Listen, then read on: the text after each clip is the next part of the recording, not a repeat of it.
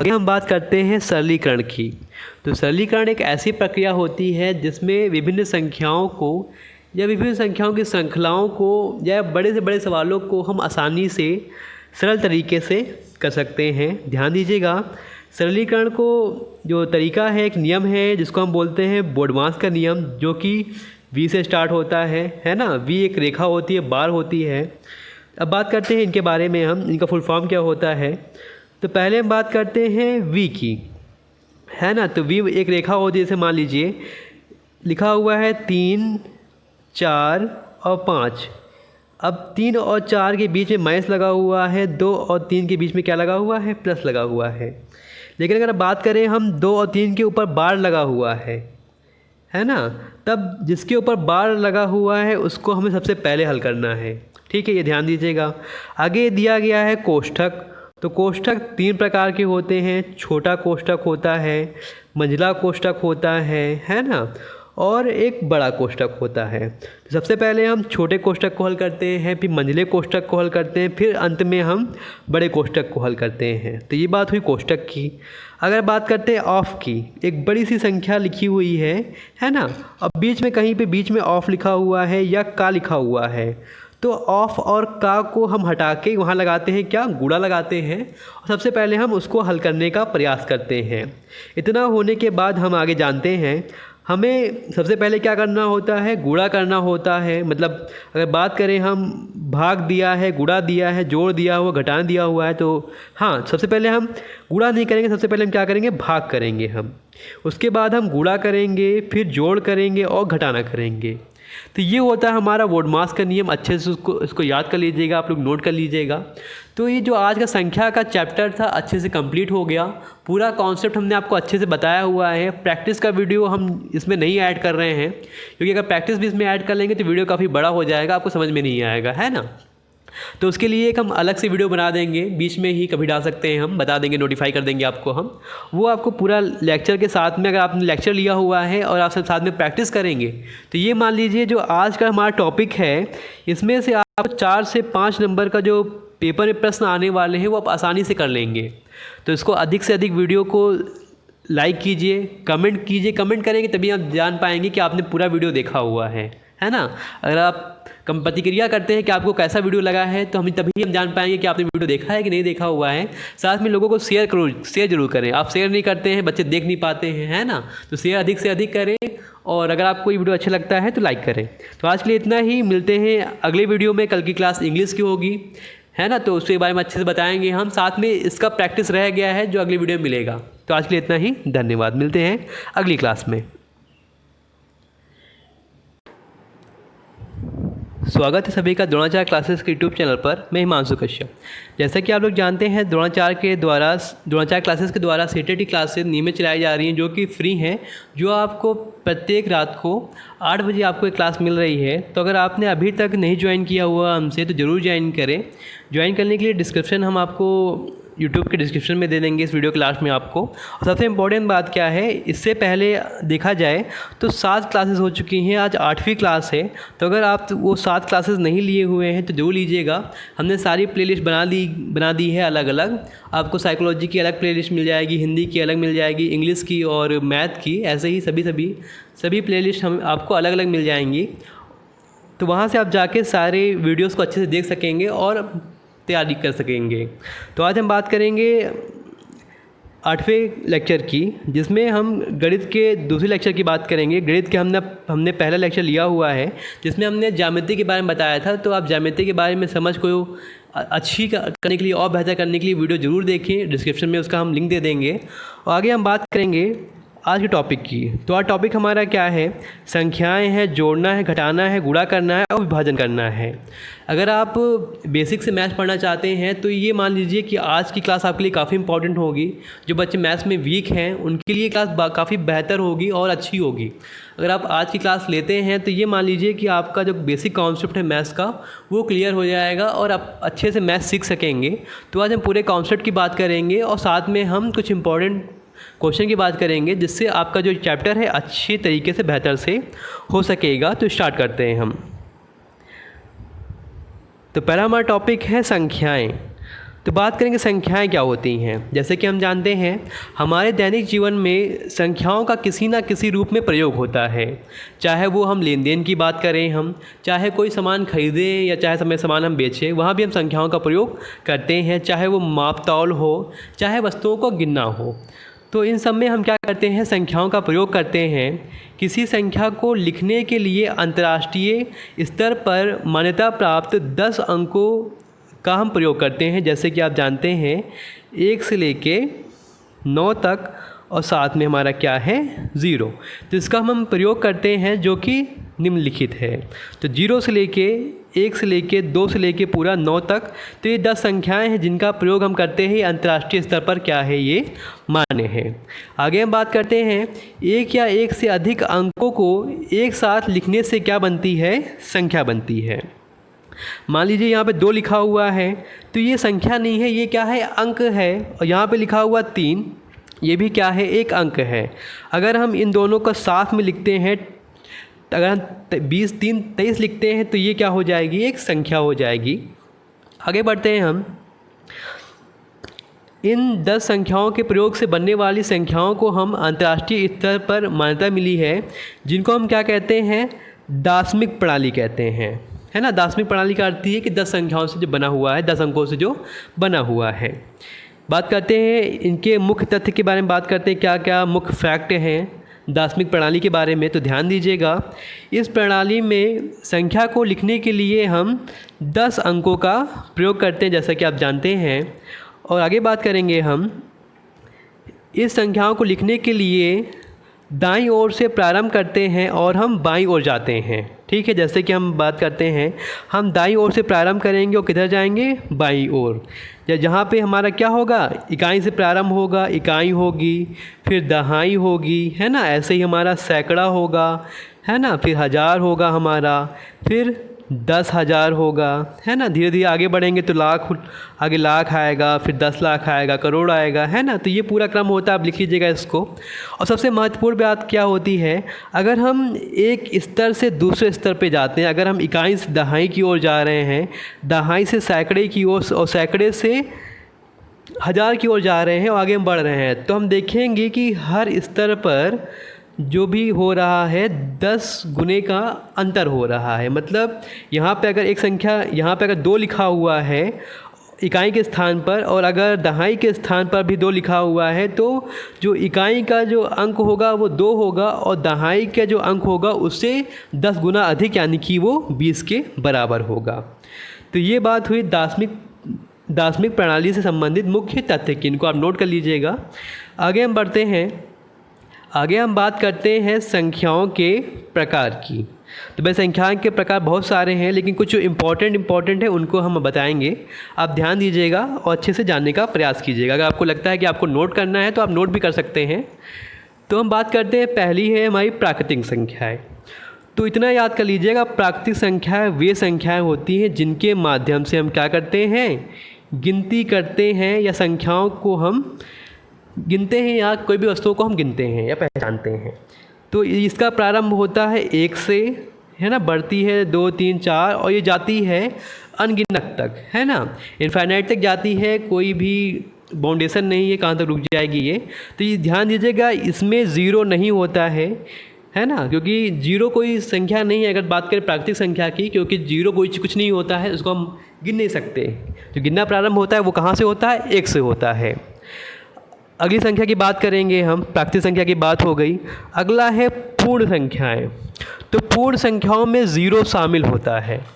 याद करने का बहुत आसान तरीका है, पूर्ण में क्या होता है, डा होता है, और डा में ऑलरेडी ही एक 0 पहले से ही होता है। तो ये प्रारंभ होती है 0 से, 1 2 3 और बढ़ते बढ़ते कहाँ तक जाती है, ये इनफाइनाइट तक जाती है।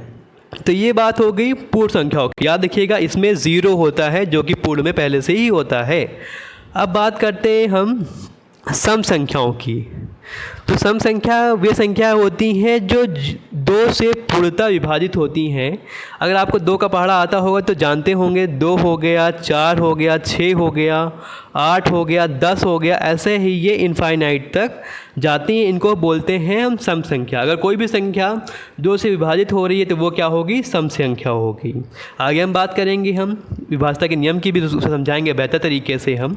अगला है हमारा क्या है? अगला है विषम संख्या। तो विषम संख्या क्या होती है? जो संख्याएं 2 से विभाजित नहीं होती हैं वे क्या होती हैं भाई? विषम संख्याएं होती हैं, है ना। हम ये नहीं कहेंगे जो संख्या 3 से विभाजित हो रही हैं, ये नहीं कहेंगे, उन्हें गलत हो जाएगा यहाँ पे, ठीक। ये कहेंगे हम जो संख्याएं 2 से विभाजित नहीं होती हैं वो क्या होती हैं? विषम संख्याएं होती हैं। अगर हम पूर्ण संख्याओं की बात करें या प्राकृतिक संख्याओं की बात करें, प्राकृतिक संख्याओं में से अगर हम सम संख्या को हटा दें तो हमें विषम संख्या प्राप्त हो जाएंगी। जैसे कि हमने बात की, स्टार्टिंग से बात करते हैं हम, 3 हुआ, है ना, 5 हुआ, 7 हुआ, 9 हुआ और 11 हुआ, ये सब क्या हैं? विषम संख्याएं हैं। समझ में आ गया होगा आपको कि विषम संख्या क्या होती है? जो 2 से विभाजित नहीं होती हैं। आगे हम बात करते हैं अभाज्य संख्याओं की। तो अभाज्य संख्या क्या होती है? ध्यान दीजिएगा, 1 से बड़ी वे संख्याएं जो स्वयं और 1 के अलावा किसी अन्य संख्या से विभाजित नहीं होती हैं। कहने का मतलब क्या है कि वे संख्याएं जो 1 से बड़ी हैं, मतलब निगेटिव में ना हो, ऋणात्मक ना हो, 1 से बड़ी होनी चाहिए और वो 1 से विभाजित होनी चाहिए, साथ में स्वयं से विभाजित होनी चाहिए। अब देखा जाए, हमने पहले ही आपसे कहा कि ये 1 से बड़ी होती हैं, तो भाई 1 तो होगा ही नहीं, ठीक है। आगे बात करते हैं हम 2 की, 3 की और 4 की। आपने देखा कि 2 ऐसी संख्या है जो 1 से विभाजित हो जाएगी और 2 से भी विभाजित हो जाएगी, मतलब स्वयं से भी विभाजित हो जाएगी। तो ये 2 क्या है? सबसे छोटी अभाज्य संख्या। इसको याद कर लीजिएगा, एग्जाम में कई बार आया हुआ है। 2 क्या है? सबसे छोटी अभाज्य संख्या है। आगे बात करेंगे हम 3 की। 3 को विभाजित करेंगे तो 1 से हम विभाजित कर सकते हैं, 3 से विभाजित कर सकते हैं, मतलब 3 मतलब क्या हो गया? खुद से, स्वयं से विभाजित कर सकते हैं। लेकिन अगर हम 4 की बात करेंगे तो 4 भाई 1 से विभाजित हो जाएगा और स्वयं से विभाजित तो होगा ही, साथ में 2 से भी विभाजित हो जाएगा। तो 4 क्या हो गया?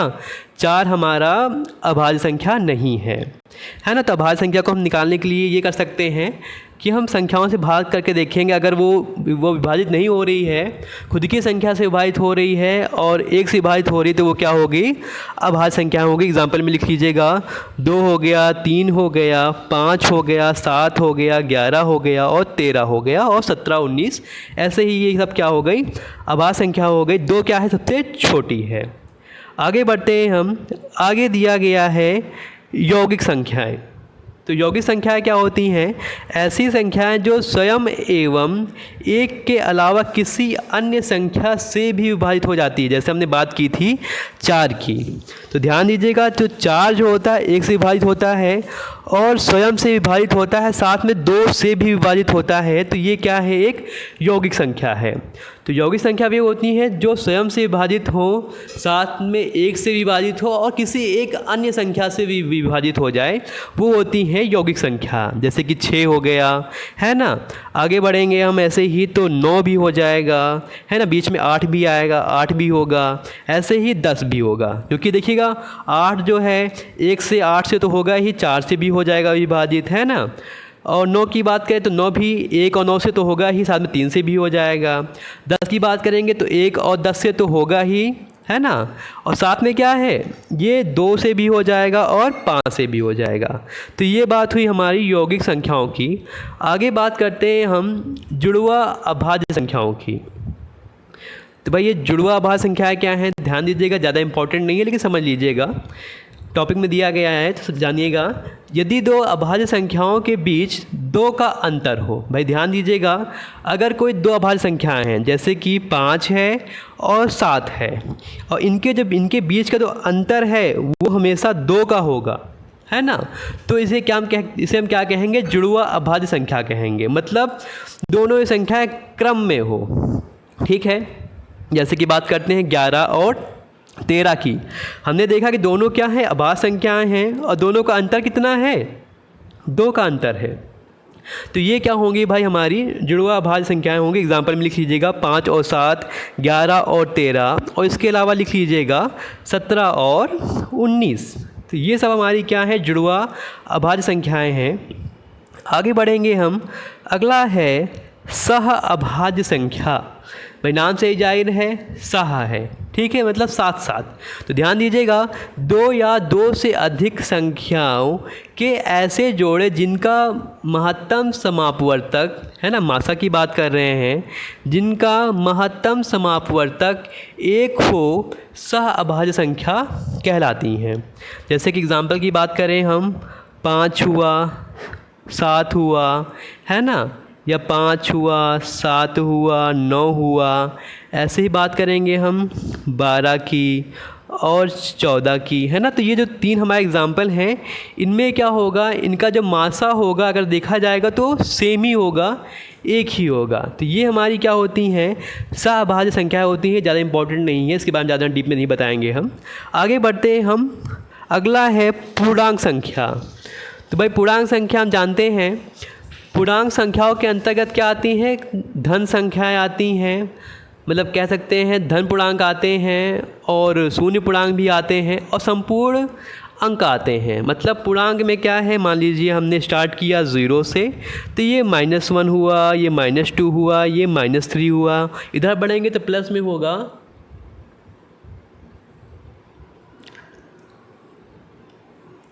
आगे हम बात करेंगे। तो इधर प्लस में होगा +1, +2 और +3। तो अगर इन संख्याओं को देखेंगे हम पूरी, तो इधर वाली देखेंगे तो पॉजिटिव में होंगी, सकारात्मक होंगी, इधर देखेंगे तो नकारात्मक होंगी, नेगेटिव होंगी, और बीच में शून्य होगा। तो इन सब संख्याओं को मिला के क्या बनती हैं, पूर्णांक बनते हैं, जिनको हम बोलते हैं धन पूर्णांक, शून्य पूर्णांक और ऋणात्मक पूर्णांक। आगे बढ़ेंगे हम, बात करते हैं हम परिमेय संख्याओं की। तो परिमेय संख्या क्या होती हैं, जिन संख्याओं को याद कर लीजिएगा आप, जिन संख्याओं को P/Q के फॉर्म में हम लिख सकते हैं, लेकिन ध्यान दीजिएगा जहाँ पे Q की जो वैल्यू है 0 के बराबर नहीं होनी चाहिए, इसको हम बोलते हैं क्या, परिमेय संख्या बोलते हैं। एग्जाम्पल लेते हैं छोटा सा हम, जैसे कि मान लीजिए हमने लिखा हुआ है 6/7। तो 6/7 क्या है, एक परिमेय संख्या है, लेकिन अगर हम लिख दें 6/0 तो ये परिमेय संख्या नहीं होगी, क्योंकि हमने कहा था इसका मान 0 नहीं होगा। समझ में आ गया है ना। तो ये हुई हमारी कौन सी, परिमेय संख्याएँ। आगे बढ़ते हैं हम। तो आगे दिया गया है, परिमेय संख्याओं के बाद दिया गया है काल्पनिक संख्याएं, सॉरी एक रह गई हमारी वास्तविक संख्याएं। तो भाई वास्तविक संख्याएं क्या होता है, तो सभी परिमेय और अपरिमेय संख्याएं वास्तविक संख्याएं कहलाती हैं। तो परिमेय संख्याएं आप जान गए, है ना, और काल्पनिक संख्याएं भी जान गए। काल्पनिक संख्याएं रह गई थी, वास्तविक संख्या के बारे में बताया हमने। तो वास्तविक संख्या क्या होती हैं, जिसमें परिमेय के साथ साथ अपरिमेय दोनों संख्याएं होती हैं, उनको हम बोलते हैं क्या, वास्तविक संख्या बोलते हैं। ये सभी हमारी संख्या क्या है, वास्तविक संख्याएं हैं। अब बात करेंगे हम काल्पनिक संख्याओं की, ये क्या होती हैं। तो जो काल्पनिक संख्याएं होती हैं, मान लीजिए किसी संख्या का वर्ग अगर ऋणात्मक नहीं होता है, अतः ऐसी संख्याएं जिनका वर्ग ऋणात्मक होता है, तो वे क्या कहलाती हैं, काल्पनिक संख्या कहलाती हैं। दो अलग अलग अपरिमेय संख्याओं का योगफल और अंतर सदैव क्या होता है, एक अपरिमेय संख्या होता है। अगर मान लीजिए एग्जाम्पल लेते हैं हम, तो x बराबर √n, लेकिन ये क्या होगी, माइनस में होगी, तो ये क्या होगी, काल्पनिक संख्या होगी। आगे बात करते हैं हम पूर्ण वर्ग संख्या की। तो भाई नाम से ही जाहिर है, जिन संख्याओं का वर्गमूल निकाला जा सकता है उन्हें हम क्या बोलते हैं, पूर्ण वर्ग संख्या बोलते हैं। स्टार्टिंग करते हैं जैसे कि 4 से, 4 का हम वर्ग करेंगे, है ना, वर्गमूल निकालेंगे तो 2 आएगा। ऐसे ही 4 के बाद हम देखेंगे 9 का वर्गमूल निकालेंगे तो 3 आएगा, है ना। ऐसे आगे बढ़ेंगे हम 16 का वर्गमूल निकालेंगे तो कितना आएगा, 4 आएगा। तो ये क्या है, हमारे पूर्ण वर्ग संख्या है। ऐसे ही क्या होंगी, हमारी पूर्ण घन संख्या होंगी। जैसे कि बात कर लें 8 की हम, और 27 की बात कर लें हम, है ना, और 64 की बात कर लें। तो ये सब क्या है, पूर्ण घन संख्या है। अब समझ गए होंगे आप लोग कि पूर्ण वर्ग संख्या क्या होती हैं और पूर्ण घन संख्या क्या होती हैं। आगे बढ़ते हैं भाई क्रमागत विषम संख्याओं की और क्रमागत सम संख्याओं की। तो पहले बात करेंगे हम क्रमागत विषम संख्याओं की। क्रमिक विषम संख्याएं जिनका सर्वांतर क्रमागत विषम हो उन्हें क्या कहते हैं हम? विषम संख्याएं कहते हैं। जैसे कि मान लीजिए 1 है और 3 हुआ, 5 हुआ, 7 हुआ। आप देख रहे होंगे 1 और 3 में अंतर 2 का है, 3 में 5 का अंतर भी 2 का है, 5 में 7 का अंतर भी 2 है। मतलब क्या है? जो सर्व अंतर है वो समान है, जिसे बोलते हैं क्रमागत विषम संख्याएं, है ना। ऐसे ही बात करेंगे हम क्रमागत सम संख्याओं की। तो ऐसे ही हो जाएगा 2 हो गया, 4 हो गया, 6 हो गया, 8 हो गया। इसमें भी अंतर जो होगा 2 का ही होगा, तो ये भी क्या होगा? क्रमागत सम संख्याएं हो गई। आगे बढ़ते हैं हम। तो आगे हमारा दिया गया स्थानीय मान के बारे में। तो भाई स्थानीय मान के बारे में हम चर्चा करते हैं। आपके सामने एक छोटा सा एग्ज़ाम्पल होगा, इसके सहायता से हम समझने का प्रयास करेंगे। जैसा कि आपको एग्ज़ाम्पल में दिख रहा होगा कि इकाई के अंक पे हमने 1 लिखा हुआ है ना, और दहाई के अंक पे 3 लिखा होगा, और सैकड़े पे 2 और हज़ार पे 5 लिखा हुआ है, दिख रहा है आपको, है ना। तो हम बात करते हैं स्थानीय मान की, जिसको हम बोलते हैं प्लेस वैल्यू। तो अगर हम इकाई के अंक में 1 से गुणा करते हैं तो हमें क्या मिलता है? इकाई के स्थान का स्थानीय मान मिलता है। ऐसे ही अगर हम दहाई का जो अंक है उसमें हम 10 से गुणा करते हैं, तब हमें क्या मिलता है? दहाई के स्थान के संख्या का हमें स्थानीय मान मिलता है। अगर ऐसे ही हम आगे बात करते हैं, जो तीसरे नंबर पे संख्या है वो सैकड़ा होती है। तो सैकड़ा में अगर हम 100 से गुणा करते हैं तब हमें उसका स्थानीय मान प्राप्त होता है। ऐसे ही अगर बात करते हैं चौथे नंबर की, तो 5 हमारा है ना, तो ये हज़ारवें स्थान पे है। तो अगर हम इसको 1000 से गुणा करेंगे तब हमें क्या है? इसका स्थानीय मान प्राप्त हो जाएगा। तो ये क्या होता है? स्थानीय मान होता है। और ऐसे ही धीरे धीरे आगे बढ़ते रहते हैं, हम 10 से गुणा करते रहते हैं। हम एग्जाम्पल लेते हैं हम, जैसे कि दिया गया है यहाँ पर। तो दिया गया है 1 दिया गया है ना। इकाई की जगह पे क्या लिखा हुआ? 1। तो 1 में हमने 1 से गुणा किया तो हमें क्या प्राप्त हुआ? 1 प्राप्त हुआ। 3 है तो 3 हम बताया दहाई के स्थान पे है, तो ये कैसे प्राप्त होगा? 3 में अगर हम 10 का गुणा करेंगे तो हमें 30 प्राप्त होगा। अगला दिया गया है सैकड़ा। तो सैकड़ा में हमने कहा था 100 से गुणा करेंगे हम, तो 2 लिखा हुआ है, 2 में गुणा करेंगे हम 100 का, तो हमें क्या प्राप्त हो जाएगा? 200 प्राप्त हो जाएगा। यानी कि ये 2 का क्या है? ये स्थानीय मान है। आगे बात करते हैं 5 की। तो ये तो हमारा 1000 पे है, तो हमें क्या करना होगा? जो संख्या 5 है उसका गुणा करना पड़ेगा हमें 1000 से। तो कितना आ जाएगा? 5000 आ जाएगा। तो ये हमारा स्थानीय मान निकालने का तरीका है। एक छोटा सा हम ट्रिक बताते हैं जिससे आप स्थानीय मान ऐसे निकाल सकते हैं। जैसे कि मान लीजिए संख्या दी गई है, यही संख्या दी गई है, मान लीजिए हमें 2 का स्थानीय मान निकालना है। तो सभी संख्याओं के नीचे हम 0 लिख देंगे और 2 के नीचे हम 2 लिख देंगे। जिसका स्थानीय मान निकालना है उसको हम लिखेंगे हम 2, 3 के नीचे लिख देंगे हम 0, 1 के नीचे भी लिख देंगे हम 0, और 5 के नीचे हम लिख देंगे 0। तो भाई संख्या के 200 मिल गया हमको, 200 के आगे 0 उसका कोई मतलब ही नहीं है, तो इसका स्थानीय मान क्या आ गया? 200 आ गया। ऐसे ही हम बात करेंगे तो हमें अगर मान लीजिए 3 का स्थानीय मान निकालना है, तो 3 के नीचे लिख देंगे हम 3, बाकी संख्याओं के नीचे लिख देंगे हम क्या? 0, 2 के नीचे 0, ऐसे ही 5 के नीचे भी 0। तो हमें क्या प्राप्त हो गया? 30 प्राप्त हो गया, है ना, क्योंकि आगे जो संख्या लगी हुई है 0 लगी है, उनका कोई मतलब नहीं है। तो ये स्थानीय मान निकालने का छोटा सा तरीका है, वैसे काफ़ी इजी आप लोग जानते होंगे। सबसे इम्पॉर्टेंट बात क्या है? स्थानीय मान निकालना आपने सीख लिया है। स्थानीय मान के साथ साथ हमें वास्तविक और जातीय मान भी निकालना होता है। जैसे मान लीजिए हम एग्ज़ाम्पल लेते हैं 3792 लिखा हुआ है 3792। अगर हम बात करें स्थानीय मान की तो आपने सीख लिया है। अब बात करेंगे जातीय मान की। तो 2 का जातीय मान क्या होगा? तो किसी भी संख्याओं का अगर बात करें हम कि जातीय मान क्या होता है? तो जातीय मान वही संख्या होती है जहाँ पे वो स्थित है, मतलब वही संख्या होगी। अगर 2 का स्थानीय मान की बात करेंगे तो 2 ही होगा। 9 के स्थानीय मान वास्तविक मान या जातीय मान की बात करेंगे तो 9 ही होगा।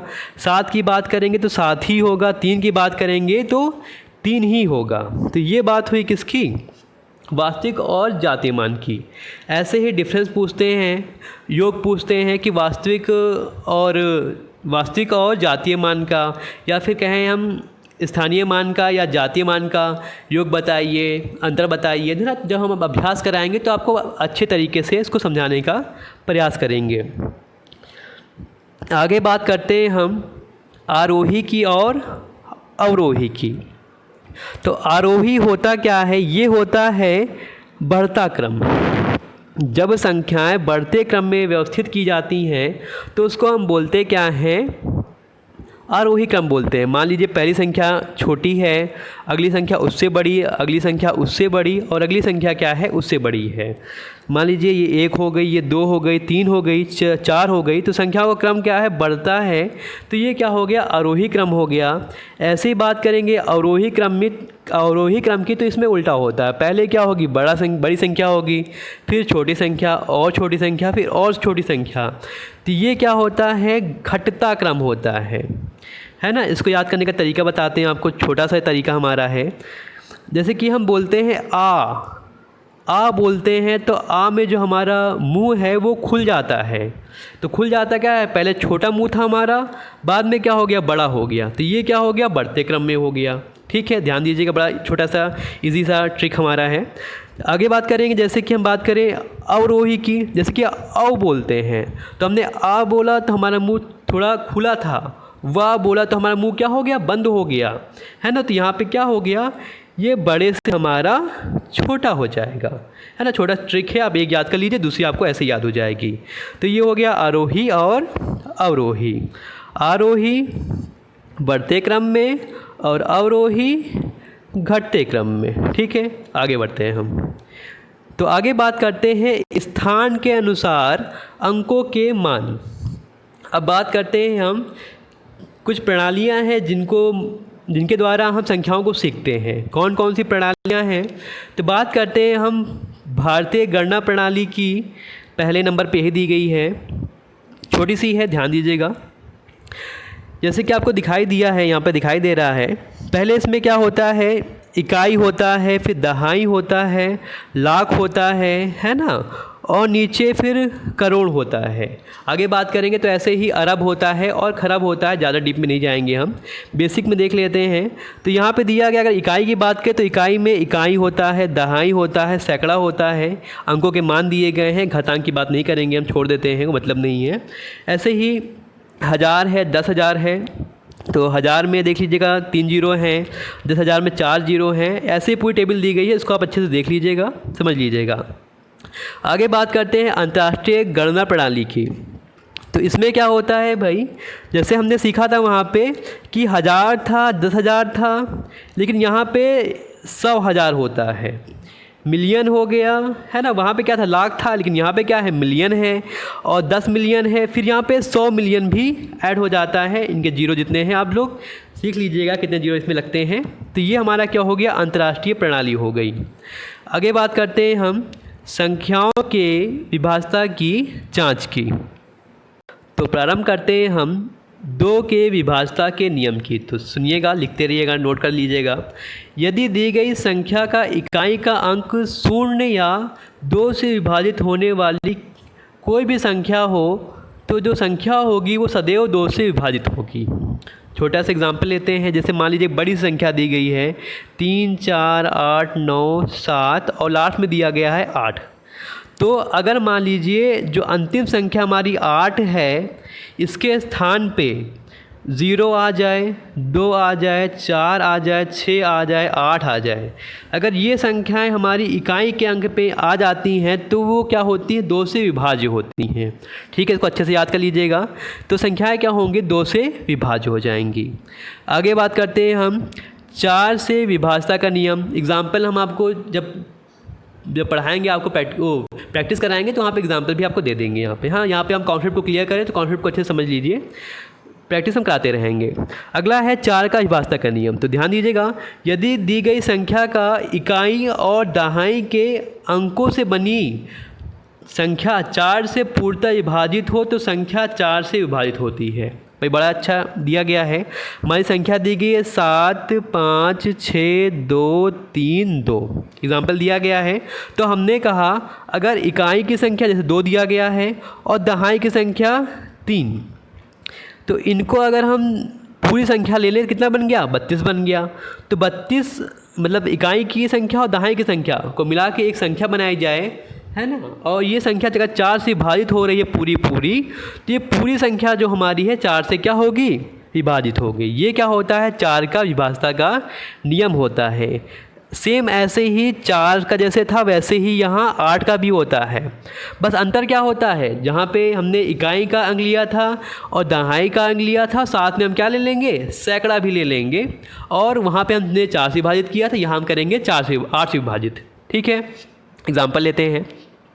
जैसे मान लीजिए एक संख्या लिखी हुई है 4 5 1 और 2। तो इकाई का अंक 2 हुआ, दहाई का अंक 1 हुआ और सैकड़ा क्या हुआ, 512 हुआ। अगर ये तीनों संख्याओं को मिला दे तो बन जाता है 512। अगर हम इसको 8 से विभाजित करते हैं और संख्या पूरी विभाजित होती है तो पूरी संख्या क्या होगी, 8 से विभाजित होगी। तो भाई 4 का नियम और 8 का नियम लगभग सेम ही था। आगे बढ़ते हैं हम। अगला है 3 का विभाजता का नियम और 9 का। तो पहले हम बात करते हैं 3 के विभाजता के नियम की। तो सुनिएगा, यदि दी गई संख्याओं के अंकों का योगफल 3 से पूर्णतः विभाजित हो जाता है तो जो संख्या होगी 3 से सदैव क्या होगी, विभाजित होगी। एग्ज़ाम्पल लेते हैं। जैसे कि हम एग्ज़ाम्पल लेते हैं, लिखा हुआ है 3 2 5, है ना, और 1। तो जोड़िएगा, इसको कितना आ रहा है, 3 2 5 हुआ, 5 5 10 हुआ, 1 11 हुआ। तो भाई 11 अगर मान लीजिए संख्या लिखी होती 32 और 51, तो 32 51 लिखा होता तो क्या ये विभाजित होती, नहीं विभाजित होती, क्योंकि इनके अंकों का योग क्या है, 3 से विभाजित नहीं हो रहा है। अगर अगला एग्जांपल लेते हैं छोटा सा हम, 3 में ही मान लीजिए लिखा हुआ है 4 5 3 6 7 2 8 और 1। ठीक, ध्यान दीजिएगा। तो 8 2 10 हो गया, है ना, 10 5 15 हो गया, 15 4 19 हो गया, 19 1 कितना हो गया, 20 हो गया, 20 7 27 हो गया, 27 3 30 हो गया, 30 6 36 हो गया। तो जोड़ लीजिएगा अपने हिसाब से। अगर 36 आया हुआ है तो 36 को अगर हम 3 से विभाजित करेंगे तो पूरा ये कट जाएगा। तो अगर कट जाता है तो ये संख्या क्या होगी, 3 से विभाज्य होगी। कुल मिला के हमें करना क्या है, सभी संख्याओं को जोड़ देना है और भाग करना है 3 से। अगर भाग हो रहा है तो वो 3 से विभाज्य होंगी।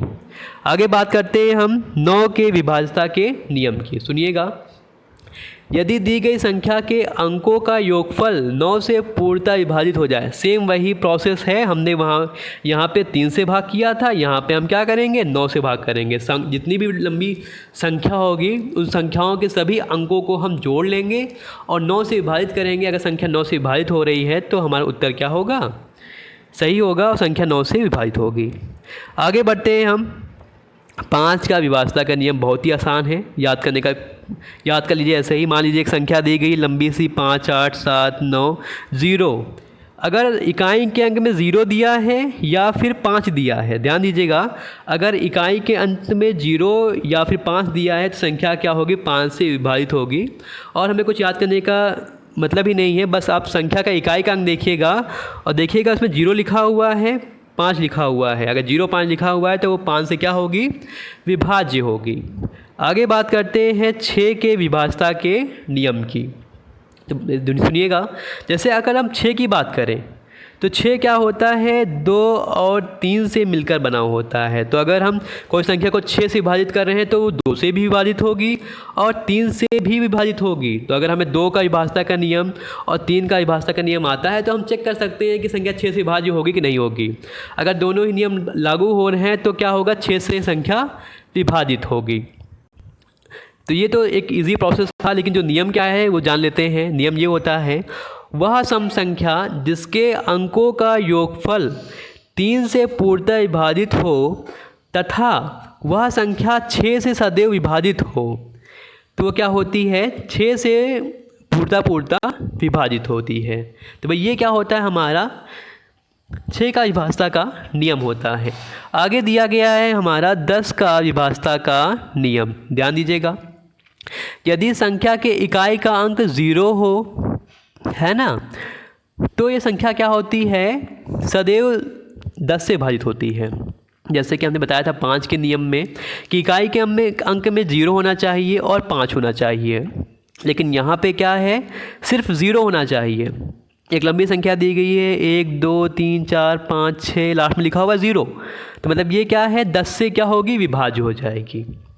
आगे बात करते हैं हम 11 के विभाज्यता के नियम की। तो भाई ध्यान दीजिएगा, 11 का विभाज्यता का नियम काफ़ी बढ़िया है।